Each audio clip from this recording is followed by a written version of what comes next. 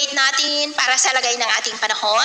Ngayong umaga po ng August 9, 2025. Sa ngayon po ay dalawang sama ng panahon pa rin ang ating binabantayan. Una na dyan ang bagyong Fabian na nasa kanluran po ng Ilocos Norte pero papahina na po yan at papalayo na.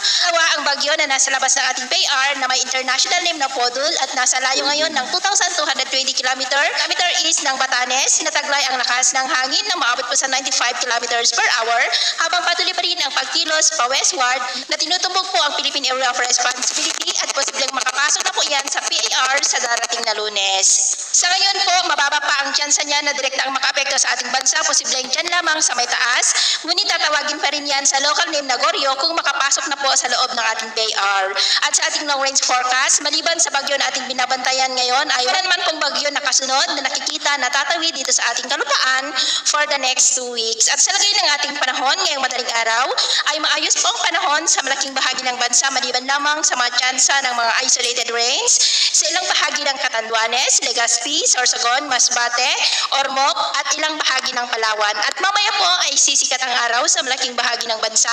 Marinsangan muli ang panahon pero may tsansa pa rin ng cloudy skies with isolated rains sa ilang bahagi ng Bicol Region, southern part ng Quezon, ilang bahagi ng Palawan, Romblon at Tawi-Tawi.